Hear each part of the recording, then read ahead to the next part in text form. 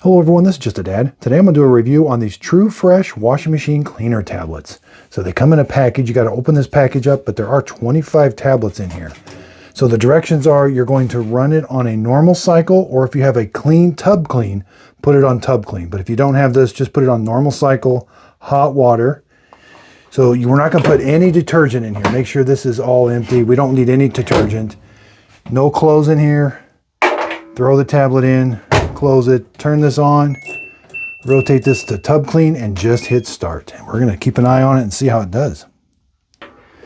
So it's going to bounce around in there. It's going to add some water, and then it's going to dissolve. Okay, so it looks like it's more dissolved and creating a lot of suds. It still hasn't done a rinse cycle yet, so this is just still washing the tub, and then it's going to eventually rinse it.